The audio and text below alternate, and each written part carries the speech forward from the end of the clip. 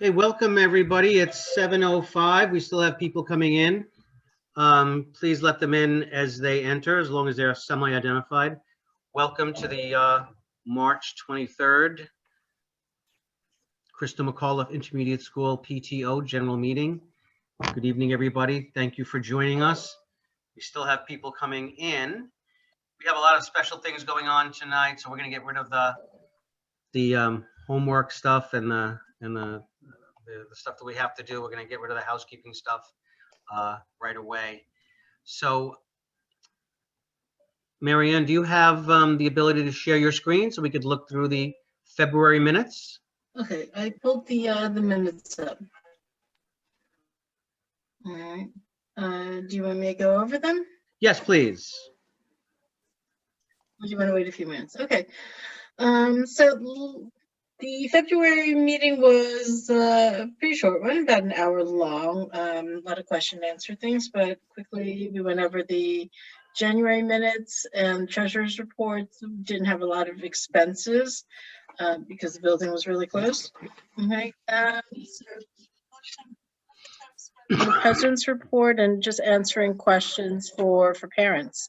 So I think last meeting, Mr. Berman and Mr. LaBella discussed how Mr. Berman is generously spending a lot of his school budget to support the senior class and paying for the graduations, senior shirts, sweatshirts, yearbooks, diploma cases, and we're really appreciative of that. Ms. McGar is heading up the committee of 8th grade parents to work on events for all of the 8th graders, and we had picture day scheduled for Saturday, April 24th. Caps and gowns and diploma cases were being sent to the students individually, so they wouldn't have to come to the school. To note, CC elections are open for this year, and at that time, you were still able to apply to run for a seat. And yeah, Mr. LaBella can give you more information about what the CEC actually does.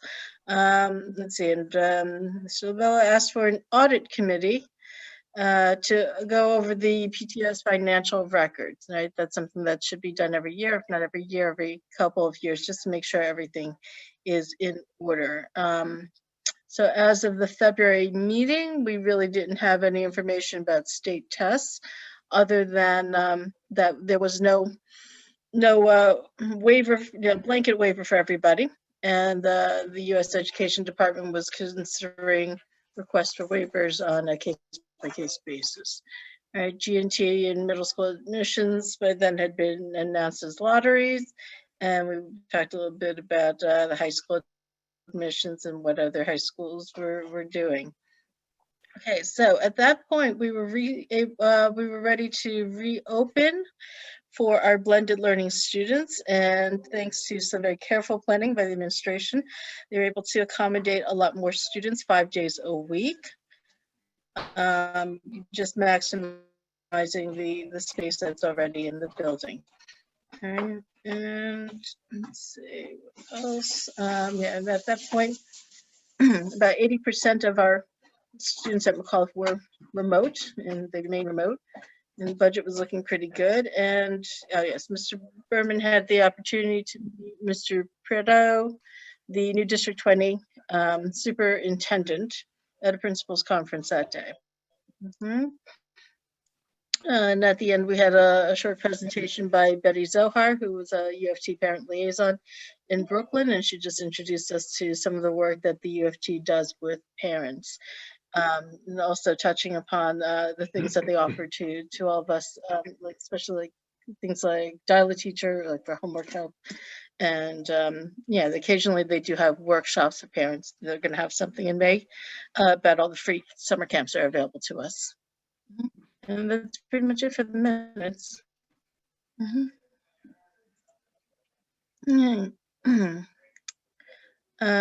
So, yeah, are there any questions about the minutes? Are we okay? I'm sorry. Any additions? That's all right. If I may, if I can just make a correction in terms of the graduation expenses. Yes. I think one of the things that you had mentioned was the actual graduation, And unfortunately, that's not something that the school can pay for. That's quite an expense at the Ford Theater, and that wasn't something. But we did pay for the caps and gowns and the diploma cases. We're working to try and fund the yearbook. That may or may not be something that we can do. I'm going to talk a little bit about our budget and our finances coming up, and I do have some good news about that. But so we'll talk about those things in relation to the graduation expenses and the school in general. But I just wanted to clarify that the graduation wasn't something that that the school was going to pay for at the Ford Theater. I apologize. I'll make the correction. That's okay. Thank you. I'll make the correction. I'm sorry. Thank you, Marianne. Yeah, we tried to sneak one by Mr. Berman. It didn't work. I wish we could, but there are circumstances beyond and that we did not foresee that I'm not at liberty to discuss at the moment, but that are preventing us from doing even more than we want to do at the moment. Okay, so I'm going to share the screen now, my screen. And does everybody see the financial report in front of us? Yes, Yes. Thank you. So thank you to our treasurer, Michelle, for preparing this. Again, I wish we were doing more on both ends, both the expense and both the membership, but it is what it is. We started the month with $67,842.25. We did collect $200 in corporate donations. We paid $76 for water and change. And so the fund balance was $67,966.16. And we also have the bank statement ending February 28th. And you could see that the ending balance of the bank statement matches the report exactly. Everything is signed, sealed, and delivered. We are nothing if not compliant on our financial records. So thank you again, Michelle. That concludes our housekeeping stuff. I'm going to unshare. It's always fun. I got to find that little thing that says stop sharing. Yes, there we go. Wonderful. So now I'm going to pop up the agenda for myself. Yes, so Mr. Berman touched upon graduation. There are a couple of different things going on as it relates to graduation. My 8th grade families I know are very anxious. We are in the initial stages of speaking with the Ford Amphitheater. Mr. Berman, myself, everybody wants to do it there. So it's just a matter of whatever guidelines they have, if we're going to make it something, an experience that people are going to want to do. Right now, based upon the latest guidelines, the Ford Theater sent us a seating chart that said they could accommodate about 600 people. Well, we have about 345 graduates plus staff and support.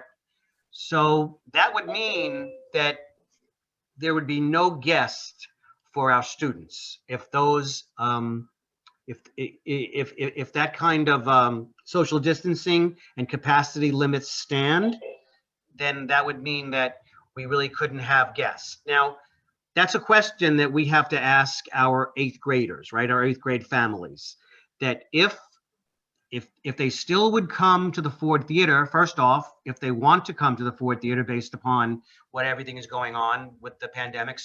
We have 85% of our kids are remote. Is everybody going to be comfortable coming in for the first time, staying in groups of 6 at tables, which is what the Ford Theater is proposing? Because Ford Theater is no longer a theater. Live Nation left. They ditched their contract, and now the owners of the property are trying to reinvent it. And they have reinvented it. They have reinvented the space, or in the process of reinventing the space, as a giant cabaret. So we have a bunch of tables facing the stage, and they're coordinating with the restaurant, which they also own, to try to make an impactful experience, right? So I guess what they would have is a show, some kind of a concert, or some other venue with people spread out in the theater having drinks and food. We would not be having drinks and food at the present time, right? We would just be doing graduations at those tables. But because they've set this up in such a way, they're not putting in stadium type seating anytime in the foreseeable future. Okay, so that's where we are right now. And that's something that we're going to work on with our graduation committee, which consists of our PTO 8th grade parents and our SLT 8th grade parents, along with Ms. McGar. And we're going to see first if this is something that we have a lot of buy-in for, and if they'll go and use this space with no guest, or with one guest, or only with two guests, right? So that's what we're working on. That's where we are. Mr. Berman, did I forget anything? No, I think you got it. I do. Okay, thank you so much. We always do tag team because everybody needs backup, right? There's any questions? Is there any questions in the chat about anything that I said? Let's do that. Any parents have questions about anything that I said about the graduation and the Ford Theater? No. Wonderful. Okay, if you think of something, just throw it in the chat. We'll circle back. Do we have another option? So if for some reason that doesn't work, I think that plan B would to do tents in the schoolyard, and we're definitely going to do some kind of in-person graduation, and tents in the schoolyard is I think the fallback position. Is that correct, sir? It absolutely. If that's something that we can do, if by academy and do 3 smaller graduations one morning, I think that that could definitely be a fallback for us. Certainly, if the distance limits are decreased to 3 feet, that would certainly help the feasibility of that. We'd certainly need to do that all on one day, because I think the cost of the tents are pretty high. So we wouldn't want to span that over more than one day. But I think it's certainly something that we can manage. Absolutely. So that's a fallback for us. Okay, great. Thank you. The other graduation type There's item. Yes. I'm sorry. There's a question in the in the chat. So, Mrs. Henshaw, that's a good question. That how long is the graduation? Generally, anywhere between an hour and a half and 2 hours, depending on the politicians who show up, how long they speak for, the size of our graduating class. Usually it's, usually around an hour and a half or so. The number and type of performances that we have. Yeah.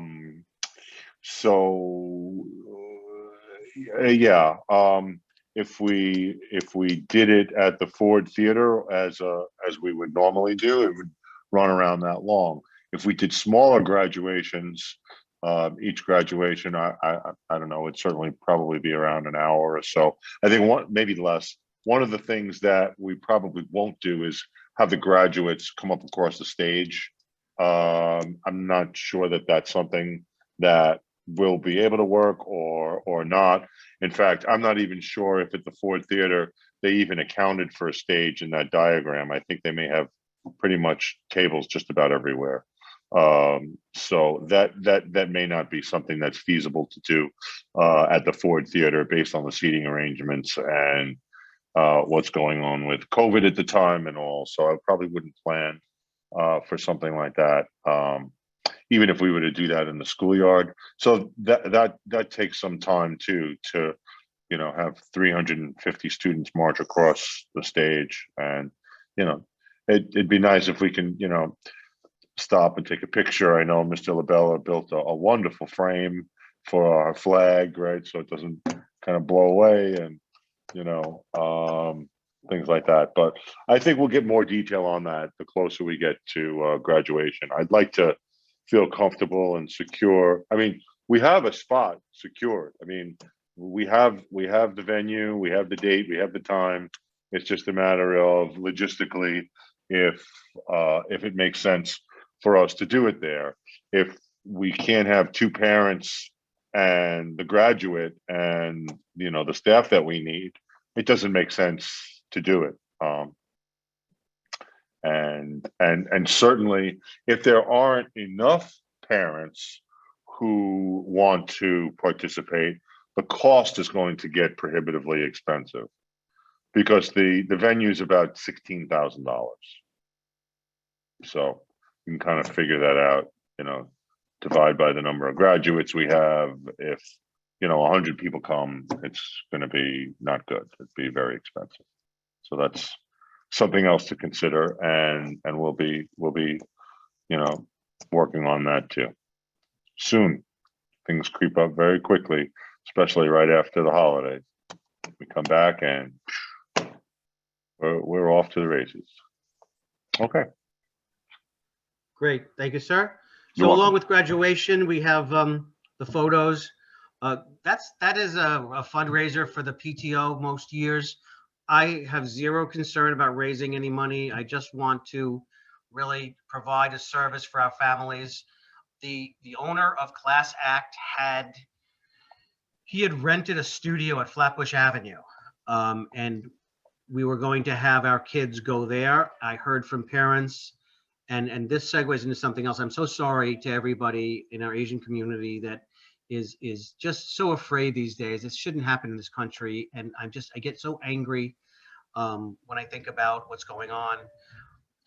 But I have had parents say that they don't feel comfortable traveling in the street, that's just a horrible thing, right?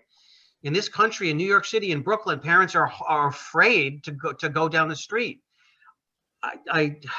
Makes me want to strap on a gun belt again and do escorts. It just really makes me livid, and I'm so sorry that we are in that place. But in lieu of that we did get that message. We're arranging to have things done at the school. So the week of June 24th, I'm sorry, I apologize, April 24th, we're going to arrange to have Class Act come to us, and anybody who wants, I'm sorry, I apologize again. I'm looking at my calendar. So Monday, April 19th is what we're figuring out what we need, April 19th and April 20th, to have school pictures. So we're working on the logistics of that. We're going to send out some information on that, and we want to get that done.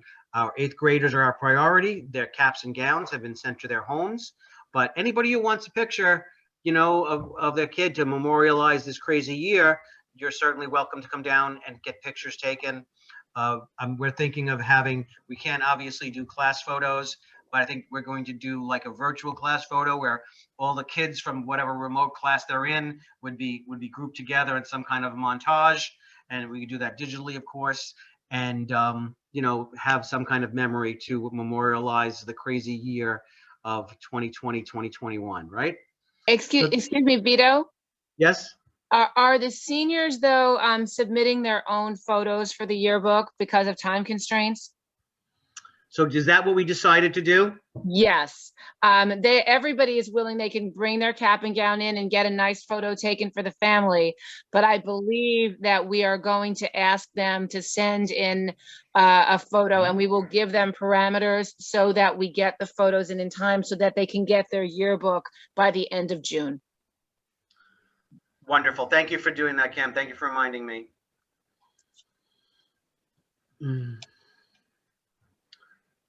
Okay, any questions on photos?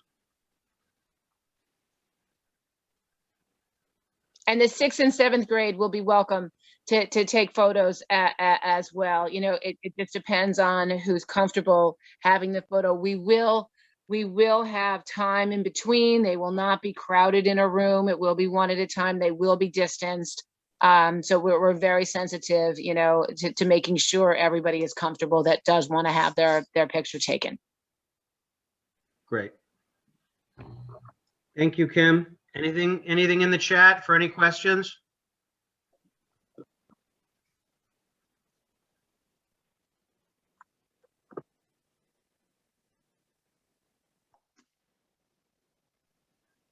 Okay, great. No questions in the chat. Can pictures be taken outside?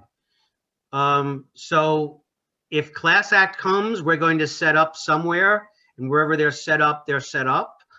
If you want to provide your own picture for the yearbook, then you could do whatever moves you, right? Whatever creativity you want to get going.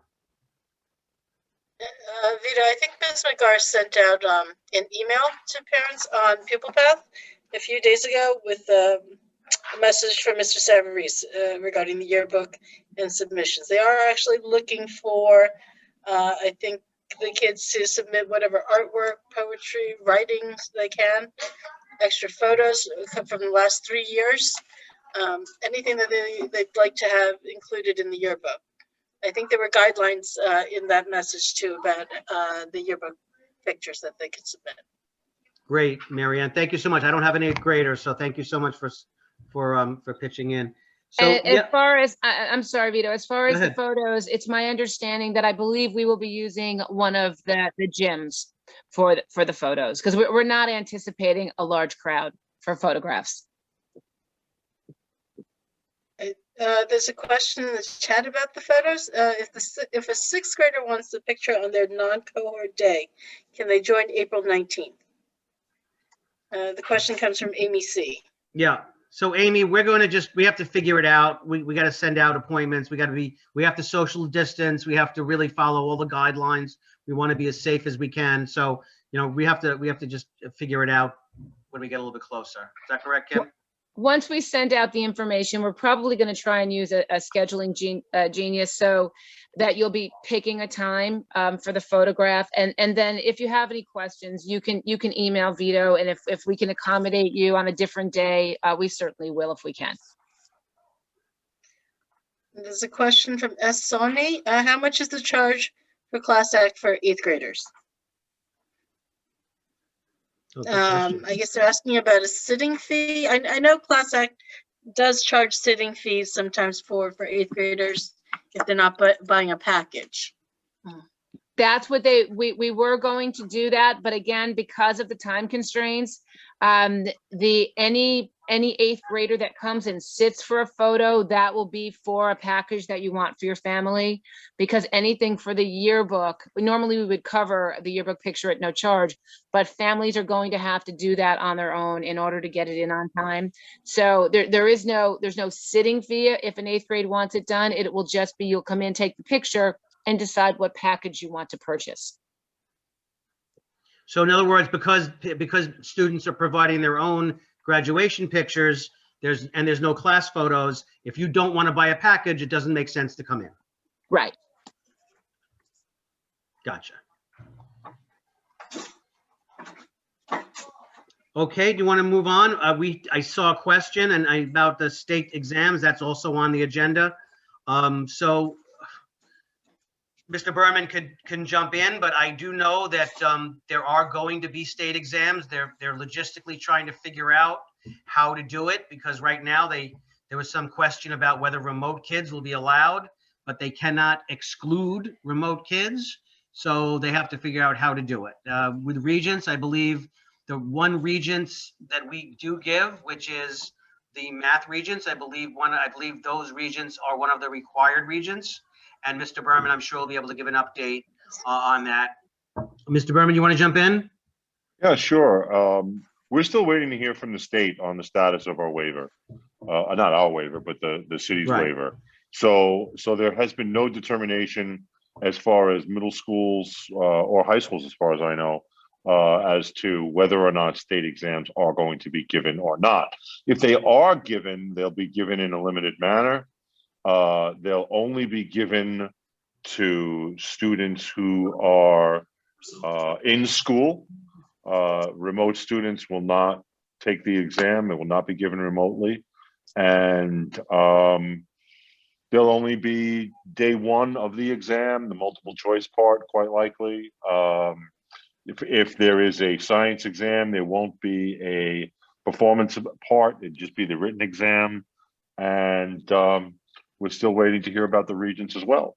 The only exams that I understand are a go are AP exams like they were last year, but our students won't be taking any of those exams. So it's all just a big question mark at this point. So, Mr. Berman, I'm sorry. Nevertheless, we'll be ready for exams and whatever we need to do. In fact, I got an email from someone who said, well, I heard there were going to be exams. When is the test prep going to start?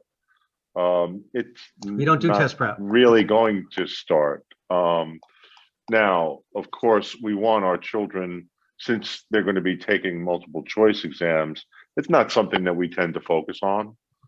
We tend to use different kinds of questions. Of course, some multiple choice questions.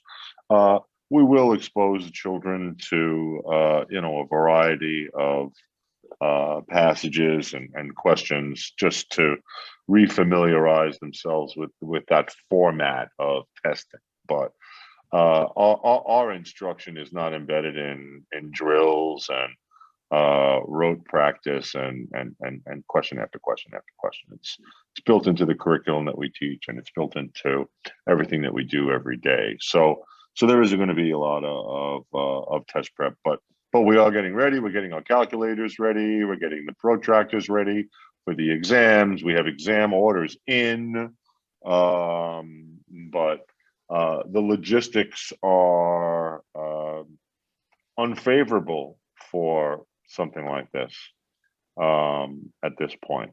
So we shall see. And Mr. without Berman, yeah. So you said definitively that remote children will not be allowed to take the test? I know that some remote parents. No, the test will only be given in school. It will not be given remotely. So Okay. whatever that means, and if parents are wondering, well, do I have to take the state test? You should know, I hope you do know this, you never have to take a state test.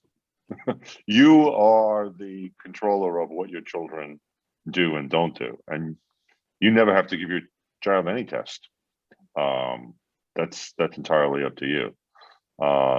So perhaps there will be a period to opt in, whether you want to take the test or not, and we'll do a survey about that just to gauge. And those who want to come in and take the test can probably do that on whatever testing day or days that were allocated.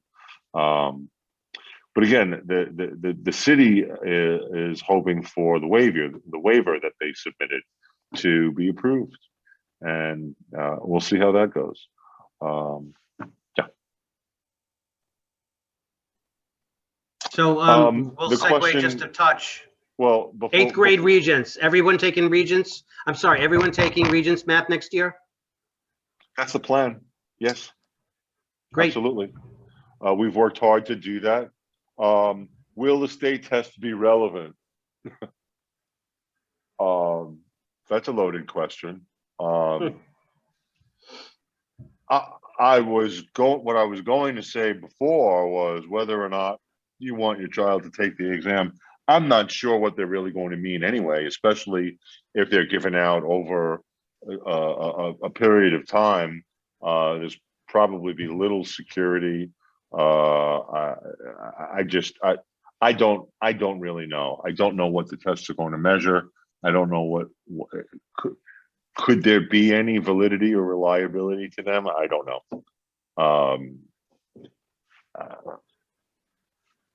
Couldn't Mr. really Berman, thank you. I know that's a definitively. tough situation, right? So we don't know what it'll look like a year from now, right? I don't know. I know that the Department of Education is working very, very hard to not hold the children responsible for things that are beyond their control, like living through a pandemic. And I think that's important. And I think it's really important to be sensitive to these kinds of things. Do you all feel a segue coming up? And it's really important to be able to, connect with people who really may be having difficulties during some really, really difficult times. And I think we are having some really, really difficult times, globally, nationally, but specifically locally, that the problems here are transcending COVID-19 and digging much deeper, deeper into our hearts and deeper into our minds as we see what's going on in New York City, and with the fear that Mr. Lobello talked about, and the hate and the violence that's been perpetrated against our Asian American community. It's a horrible situation that we have here. And aside from heading this problem on head on, we also have to be sensitive to the fact that there are a lot of people who are impacted by this who don't feel that they have the voice to stand up or feel like they have an outlet. And you know, I want you to know that our school is incredibly sensitive to what's going on. I want to, you know, publicly thank our new superintendent, Mr. Preto, and Mr. Gastonio from the Borough Safety Office, and also Mr. Cedillo from School Safety for assigning us a third agent and being proactive and sort of seeing that this is something that would help our community, and it would help our hearts, and it will help our minds. And you know, as I said, our school is working on not just sort of a response to this, but rather ways that we can work starting from today and moving forward throughout the remainder of the school year with different programs, activities, learning experiences, ways for students and teachers and parents to get involved.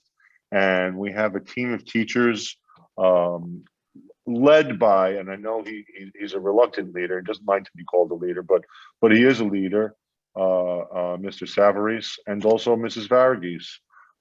Two of our fine staff members have put out a call for teacher volunteers to get together and meet and plan out a course of action for our students, for our families, and for our community that, again, transcends a message, but really provides opportunities on a larger scale and on a continuing basis to provide supports, to provide outlets, to provide opportunities for people to learn and people to grow. And so, speaking of providing an opportunity for people to learn and grow, I want to thank the PTO for giving time to a wonderful group of students. Brittany, Daniel, Ethan, Intellect, and Leo, who I remember so well, like it was yesterday, from Krista McCullough, who reached out and contacted Mrs. Demazatowski, one of our guidance counselors who's here today. And I want to thank her, and also Mrs. Forsyth, one of our APs, who've been working together with the children. And I want to thank in particular Daniel for really putting yourself out there and working together with Bring Change to Mind. That is a group that the students have put together to really increase mental health awareness and really help combat the stigma and the sort of discrimination that can often be associated with the needs for mental health. And so it is just such a pleasure to have them here. And boys and girls, I hope you're sort of getting my segue here. And, yes, well, Mr. Berger, we're not quite finished, but I'm going to take a hint, and we're going to take a hint and let's circumstances, and we're going to circle back to what we need to circle back to, and we're going to let these kids do what they have to do, and do that. Yes. So guys, you are co-hosts. Please introduce yourselves and tell us what you want to share. So without further ado, Brooklyn Tech kids, here we go.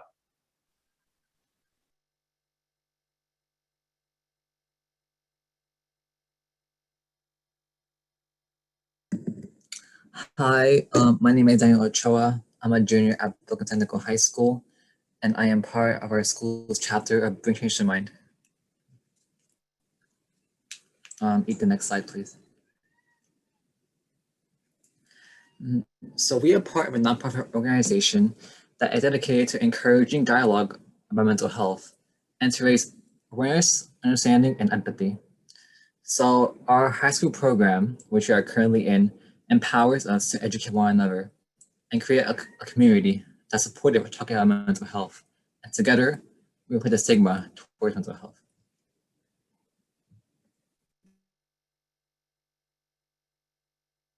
So before we get into like the more informative parts of our presentation, we'd love to get to know everyone in the call a little bit more. So if you can, please head on over to menti.com and enter the code 5517768. There should be about 2 poll questions there waiting for you, but we really just want to get a feel for the room. So we'd really appreciate it if you could go to that link and enter the code. And Ethan will be switching over to that slides. So the first question we wanted to ask was how often your family talked about mental health when you were younger and when you were around your kids' ages, and how often you talk to your kids about mental health. So we'll give you a few more seconds just to answer that, but in no way feel pressured to answer those questions. We really just want to see a few responses. So just looking at the results that we have so far, oh, sorry, the code is 5517768. It's at the top of the screen. If you can see it, it's a little small, but yeah, that should bring you to the poll. But as you can see, a lot of the people in this call didn't really get to talk about mental health when they were kids, and their families didn't really discuss the topic. So today we're going to explain why it's so important to have these conversations and how we can have these conversations in both a productive and in an informative manner. And we're glad to see a lot of you are having these discussions already. So now let's talk about the basics of mental health. Here are some statistics on mental health on children according to the CDC. Approximately 4.4 million children ages 3 to 17 years have diagnosed anxiety, and about 1.9 million children of the same age group have diagnosed depression. The rates of anxiety and depression for children ages 6 through 17 increased from 5.4% in 2003 to 8.3% in 2011-2012. And lastly, the diagnosis of depression and anxiety are more common as the ages of children increased. And here's a graphic that represents this information. It is shown that the rate of mental health issues significantly increases at the age range of 12 to 17.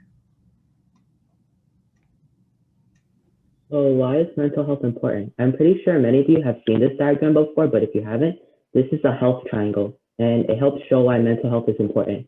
The 3 categories to stay healthy are your physical, mental, and social health. Your physical health is your body's ability to function. This takes into account such as nutrition, exercise, and sleep. Mental health is the ability to deal with stress and to process thoughts and emotions. Social health, relationships with others, it's basically like how a person interacts with their family and friends. It's important to keep all these 3 factors in check, because if one of these health starts to worsen, it would harm the other 2 factors in living a healthy lifestyle, similarly to how it would create an imbalance in this triangle. So why is it so important to have conversations about mental health with your children? Well, for starters, letting your kids know that you're there to support them whenever they're struggling or if they're having any issues builds a system of trust, and it shows them that it's important to acknowledge the problems that they might be facing in order to be more appreciative of the good days. And we really want to emphasize that these discussions aren't meant to affect your kids negatively, like in any way whatsoever. We just want to show them that it's okay to not be okay all of the time. And so building on that, I kind of wanted to share my personal experience with mental health. So when I was younger, which was not very long ago, admittedly, I was in an environment that didn't really talk about mental health, and I didn't really know what it meant to, maintain my mental well-being. And I didn't really learn about self-care and all of these different strategies until I'd say the last year or so.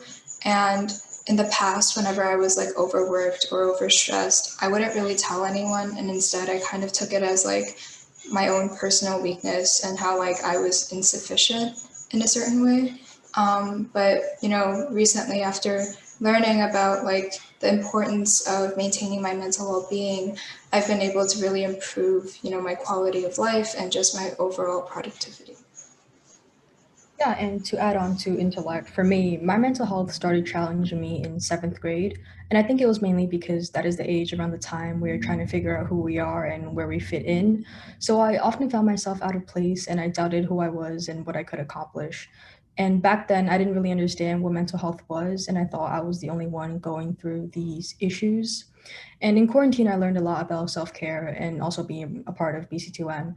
And overall, I think the thing that really pulled me out of that mindset was meditation. It taught me to ground myself, to breathe in difficult situations, and it changed how I perceive and interact with myself.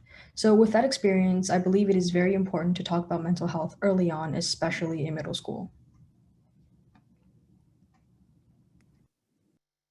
So how can we take care of our mental and physical well-being? So there are many techniques for self-care, but the two we'll be talking about are journaling and meditation. So journaling helps children and adults alike manage anxiety. By writing down any problems, symptoms, fears, and thoughts, an individual is able to enter a better control and improve their mood. It also provides a method of identifying negative thoughts and encouraging positive self-talk. There's also meditation, as Brittany said before.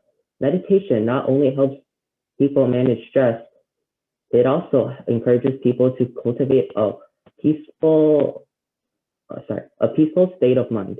It increases a person's ability to focus and reduces mind wandering. Studies show that meditation also increases mental resilience and satisfaction in life. And we understand that our parents do a lot for us and it can get stressful and overwhelming at times. So here are some foundational self-care tips for parents. Number one, focus on relaxing activities. Do something to take your mind off of the stress, whether that is reading a book or putting on some calm music for yourself. Second, take some time for yourself. You can step outside to savor some fresh air, sit in the car to catch your breath, or watch a funny television show. And lastly, be gentle with yourself. On difficult days, acknowledge that you're having a hard time and lower your expectations. Remind yourself that you're doing the best you can and tomorrow will be a different day.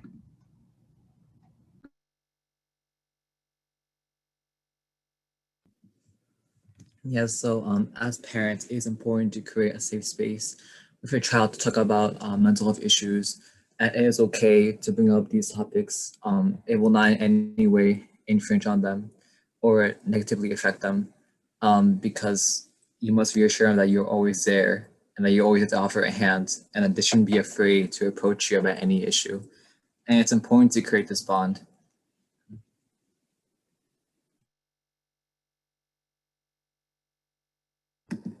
And we're at the grade meetings. We want to host different presentations for each individual grade. So for grade 6, we will talk about, I guess, the bridge between elementary school and middle school, as well as adjusting to middle school life, because we know that it's very challenging. There's more expectations, more workloads, and they may have questions as their minds get more mature. And as far as grade 7 is concerned, we know that this is the era in which they start becoming more, I guess, more of high school applications. So we would talk about more academic stress. And in grade 8, we want to talk about, once again, the bridge between middle school and entering high school, because I myself, I know that I wasn't prepared enough to go from middle school to high school. And as I went into high school, I wasn't mentally prepared or academically prepared to handle what was coming towards me because everything was so new. And being one student in a school of 6,000 kids really wasn't the best situation for me. So we do want to touch upon that. And all of the topics that Daniel just mentioned are just some of the ones that we've brainstormed, but we really want to make these meetings personalized to your needs and our kids' needs. So if you have any recommendations for topics that you want us to touch upon, whether it's about mental health or just like this general, idea of high school, please let us know. We'll actually be asking for any recommendations later on in the questions portion of our mini presentation, but thank you.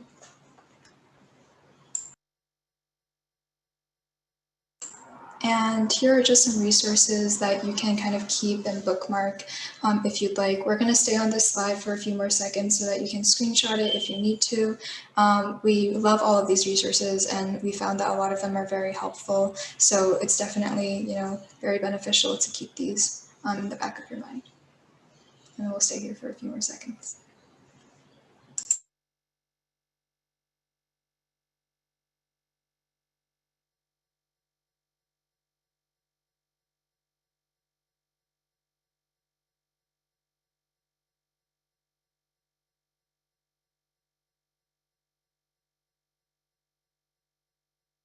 All right, so now is the questions portion of our presentation. So if you have any questions, comments, or concerns about anything we discussed today, or if you have any ideas for topics that you want us to address during these meetings, we'd love to hear them. Yeah, thank you so much for listening.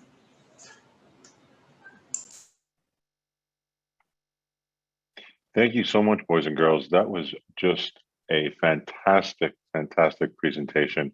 And I do know that there's at least one question in the chat for you. So if you can take a look at that, or well, I'll just go ahead and share it with you. Can you give some tips on how to get kids outside during these times? What do you think?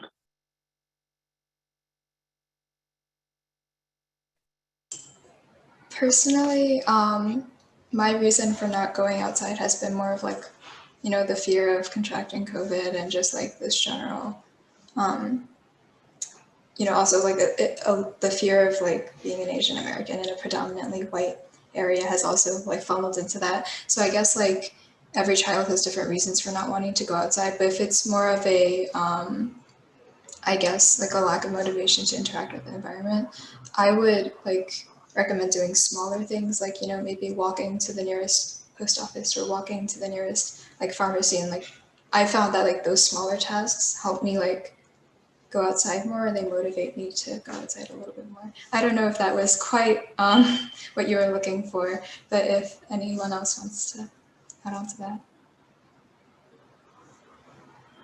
Yeah, sure. So I myself, at one point, I was very reluctant to go outside. I had grown used to staying indoors. But I think a good strategy is, a good way is to just get them out the front door and have them like feel the fresh air, because or open the window, or like kind of get them to feel like the outside world more. Because I think for me, like once I felt that, like once I felt the wind like against me, like I want to go out more. And I would say if they stay in bed too long or like throughout the day, then you should definitely maybe mandate that they sit on a chair first, and eventually to get them off the habit, because that happened to me, and it's hard, but it can be done. Great, great. Well, thank you so much, boys and girls. Parents, you've got any other questions?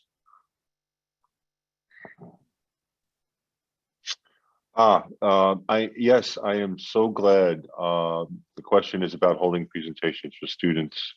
I'm so glad that that's being planned, and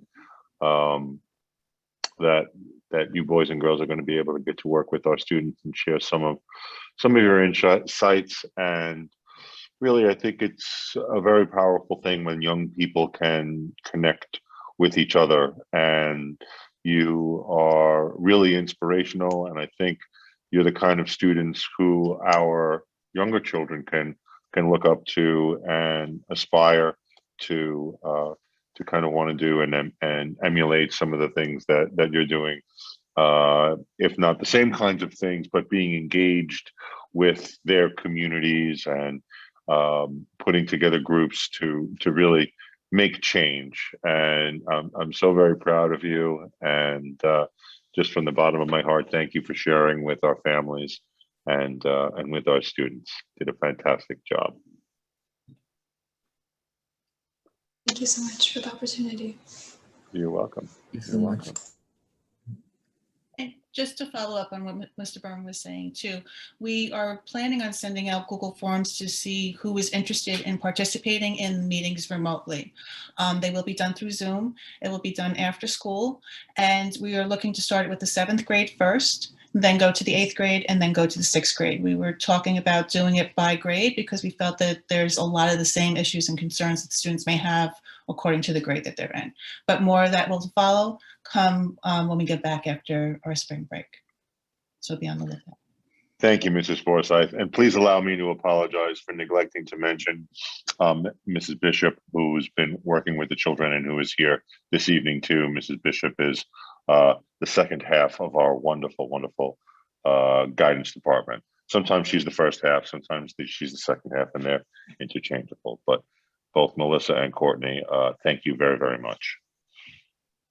Thank you. You're welcome. All right, Mr. Labella, do you want to, thank you for sharing that. Yep, you can reach our guidance counselors. And Mrs. Demazatowski, I believe your extension is 2101. Yes. Yes, I am. I mean, I am working remotely, but if you just email me, or even if you're trying to leave a message or call the school, you know, the office staff has been wonderful trying to relay messages to me. So if you need anything at all, just reach out and I will get back to you. Thanks.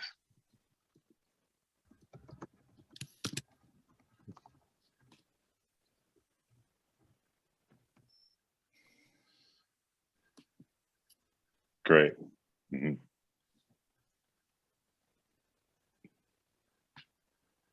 Ethan, I think it's fine if you stop sharing. I think we're good. Thank you. Better than good. Outstanding. Yes. Thanks again, boys and girls. Thank Feel you free- all.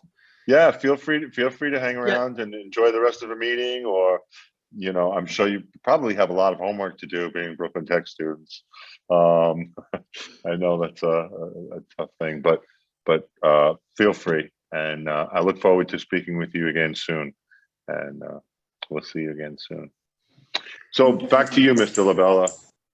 Well, thank you, Mr. Berman. Everyone should go to reactions in the lower part of your screen and then hit the clap hands and give everybody give our students a wonderful Oh, hand. Thank yes, you again so absolutely. much for doing that. And I wish I was there to give you a real applause. Well, we could do it like this, I guess. Thank you so much for sharing. I know it's pretty tough and it's very impactful. And I'm looking forward to hearing what you guys are going to do with our virtual students. Great. Okay, so Mr. B, so, oh gosh, where was I? Let me just give me 1 second to go back to try to figure out where I was. Okay, so let's speak about, we're almost done. We'll get you out of here, 15 minutes or so, I'm guessing. I'd like to talk about CEC elections. CEC elections are coming up. We had our candidate forum in District 20. They will be archived and you will be able to view all of the candidates that participated. We have 60 candidates, only about 20 participated in the CEC forum, the candidate forum. They're in the process of changing how we're voting. Everyone's going to vote through your school account, my school account. Originally, every child was one vote, but because we're trying to elect 9 spots, right, with 9 people for those spots, they decided that every child will have 3 votes. So it's the child gets the votes and the family has to decide who's going to vote for whom. So that's coming. More details are coming. Take a look at the participants, who's running, and if you see anybody familiar there, I can't. No one's allowed to use DOE to candidate to campaign. So just take a look and do it. Vote for some good people there, I hope. That's coming up May 1st. Just keep posted on social media to see what's going on. Gifted and talented admissions policies. This is 4 years ago. This is how we got started, right? So I want to try to, I'm going to be going into the weeds for just a little bit. Recently, several groups have sued the city. Teens Take Charge is one of the main groups. Integrate New York is another group. And they filed a federal lawsuit in the city, against the city, saying that all screen schools, all gifted and talented programs are discriminatory in nature. Okay. Now, in response to that, a group of parents formed an organization. Now, that organization is called defendinged.org. I'm going to put that in the chat, and you're going to be hearing some more about this. Defendinged.org is a parent organization. Now, that parent organization has teamed up with constitutional attorneys who filed suit yesterday to join the lawsuit on behalf of the city to fight this federal lawsuit by Teens Take Charge and Integrate New York. I know it's real confusing. We are now petitioning the court, not we, I don't know who we is, defendinged.org, working with these attorneys, are petitioning the court to allow them to be co-plaintiffs in this lawsuit. Why are they doing that? Well, the individuals involved are not very certain that the city will vigorously defend this lawsuit, right? Because we know, based upon statements and everything else that the city has done, where their intentions lie, where their heart lies, if you will. So there's really nothing to stop the city from saying, oh, you're right, we're going to do away with that because the lawsuit, nothing we could do, and settle in unfavorable terms. So now, by this group joining this lawsuit, okay, if the city were to do that, defendinged.org could sue the city for failing to vigorously defend this suit, right? Inefficient counsel, inadequate counsel, whatever the legal term is. I know it's really in the weeds. I wish Ms. Siddiqui was here. She's the ABL AP. She'd probably love it. I know some of our old AP teachers would love it. It really is interesting. So the good thing about this is that it's a parent group. So the city's strategy sometimes is to wait out parents till they graduate and then raise their hands and say, well, you don't have standing.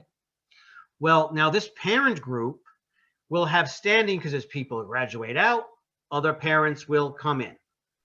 So their website is not quite up there yet, ready yet. When it is, I put that defendinged.org into the chat.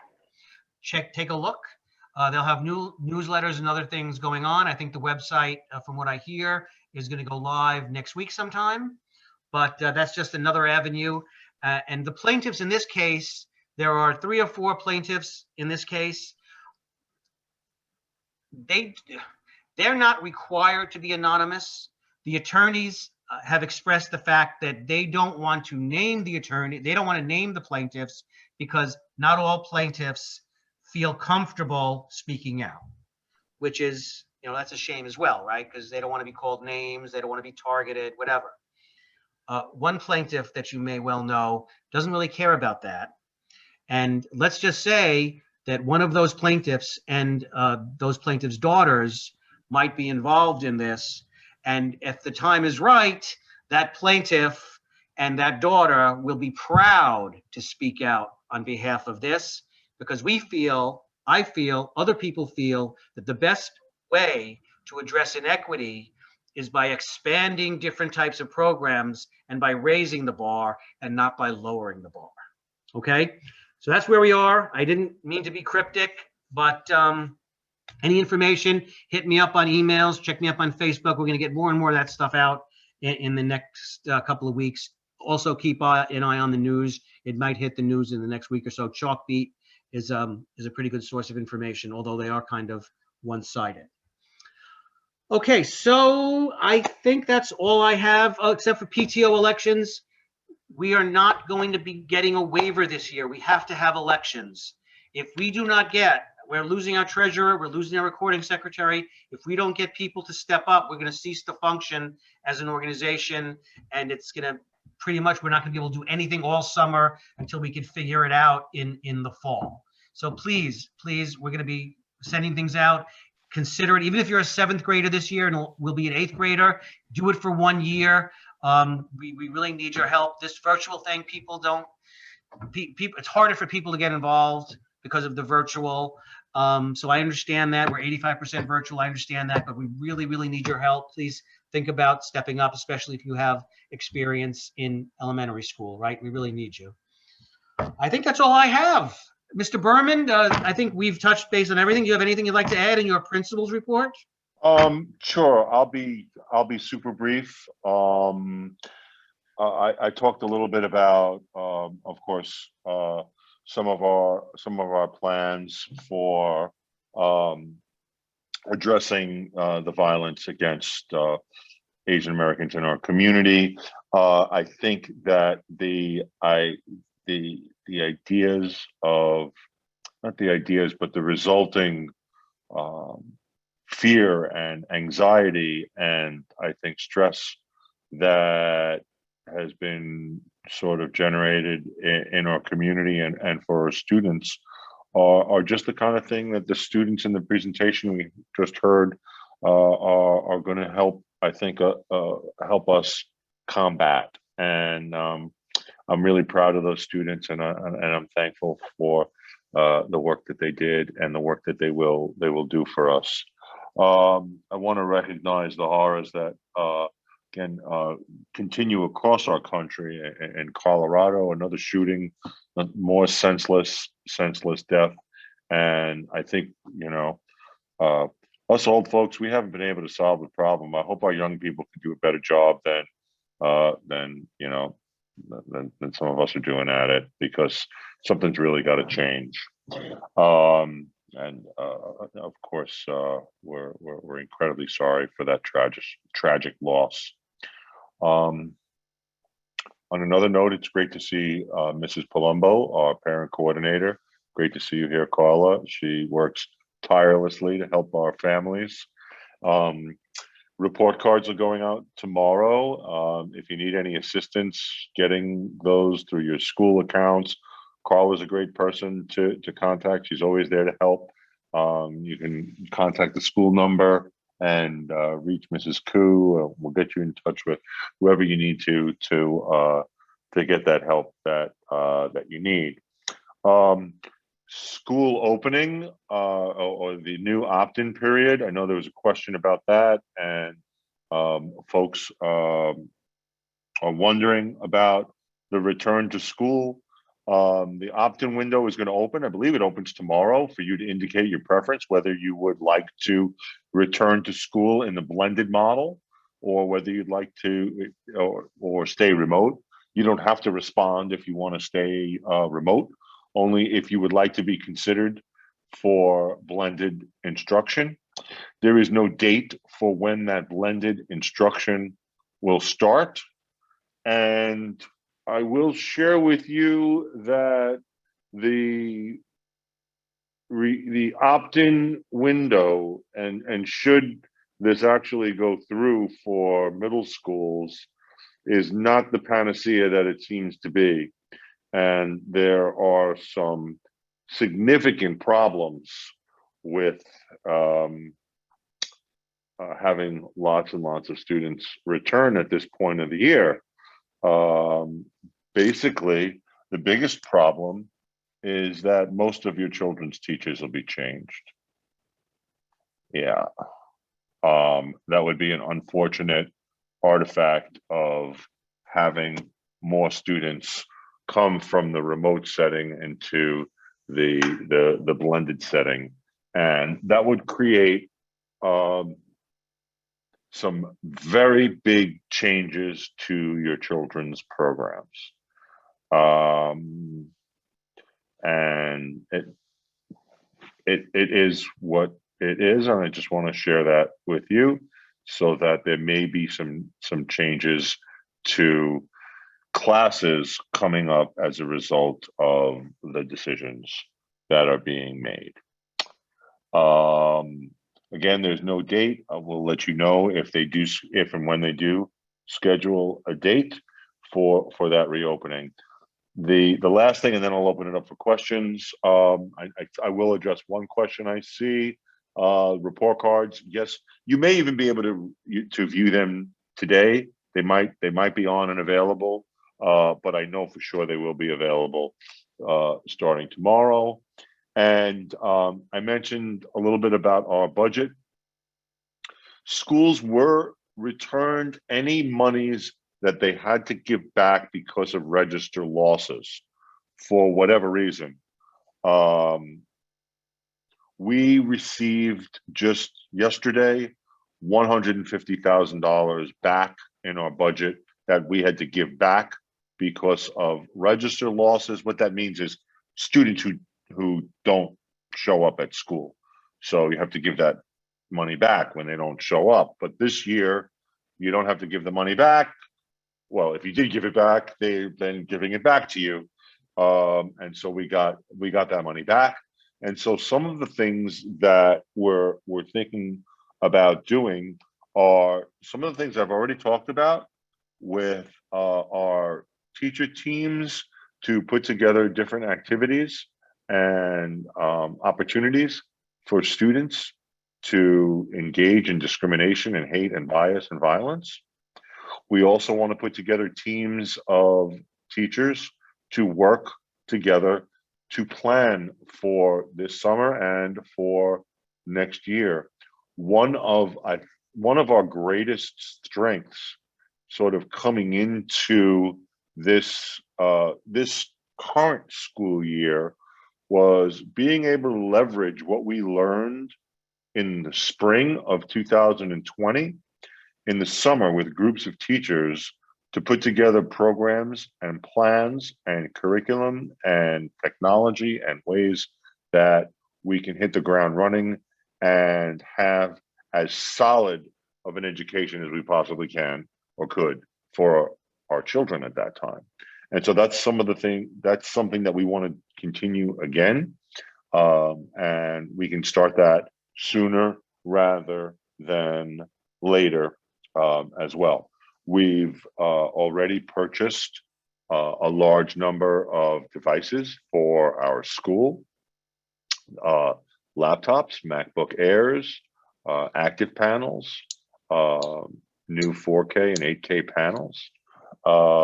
And we'll have a little money extra to do some more of those things. As far as graduation, I'd like to think about perhaps maybe also doing a virtual graduation in addition to an in-person graduation. That might be a nice thing to do also. And if we can use some of our funding to perhaps put something like that together, that's something I wanted to think about and take a look at again. That's pretty much what I wanted to share. And it could be a great time to get to some questions. So I see there is a question in the report card, in the chat about report cards. So if there is no grade, I'm not sure why that would be the case. You should definitely contact your child's teachers about that. It could be an oversight, it could be a technological problem, or it could be a programming issue. So we can certainly rectify that. P means pass. So P means you pass the class. So NX is another grade that you might see on the report card, and that basically means The course is in progress. It's not a failing grade either, but basically the NX is reserved for students who are not completing work pretty much at all. They're not coming to class, they're not doing their assignments, and they're basically given an NX grade as an incomplete and an opportunity to make up the work up until June, and in some cases through the summer, at summer school. The P is a way to basically help students who are struggling at the low end, and as to perhaps not drag their average down with, for example, a grade of a 65. The P is a passing grade, and it's a way to acknowledge the stress and difficulties that a lot of students are having dealing with remote issues and dealing with the pandemic and life in this difficult world. So that's what a P is. If you never received a parent-teacher form, please check all of your inboxes, check your junk mail, take a look and see. If not, I would contact that teacher directly and see what's going on with that. If you recently changed from remote to blended and are having issues with your report card, that could be an issue because you just recently changed, and that could be one of those program issues. So again, I would contact your child's teacher as a first line. The teacher's always the best person to contact at first, and because they usually have a lot of the answers and can help. So definitely contact them. Okay, Mrs. Handari. So we'll take a look at that. We'll take a look at that tomorrow individually. Okay, that's a good question, Mr. Kwok. If your child gets a 94, that's the grade that will appear on your child's transcript, and that's a grade that will be averaged into your child's average. Parents will have the opportunity at the end of the school year to convert any grade they want to a P, except I think an NX grade. But any grade you want, if you want to convert that to a P, you can. The grade turns into a P, there's 65, 75, 85, whatever it is, whatever you want, turns into a P, and it does not get averaged into your child's score. And no, you can't get 100 in PE and then get a P in all of your other classes and be our valedictorian. Sorry. It's a 3-year score anyway. I know somebody was thinking about that, right? No shenanigans. All right, great. I'm going to turn it back over to you, Mr. Labella, and parents, thank you for just supporting us, trusting us with your children, sending us your children, being here with us tonight, being part of our community. We love you. We love what we do. We love our community, and just thank you from the bottom of my heart. And thank you, sir. Thank you, Mr. Berman. Okay, if there's no other issues, if anybody would like to raise anything, now's the time. Okay, so I need a motion to adjourn. If someone could put it in the chat or raise their hand or clap, we'll have a motion to adjourn. Help me out here. Somebody do something. Oh, wonderful. Okay, great. Thank you very much. I see. Yes, thank you very much, Ms. Moy. Okay, so we're going to adjourn at 8:21 p.m. Thank you very much. Please remember to join us. We have SLT meetings coming up. We have our next meeting next month. Enjoy the spring break. And remember to vote. CEC coming May 1st. Thank you, everyone. Good night. Good luck. Good luck in the election, Mr. Lavella. Oh, no. What are you talking about? I don't know what you're talking about. I'm allowed to wish you luck. Good luck. Thank you, sir. You're welcome. Thank you.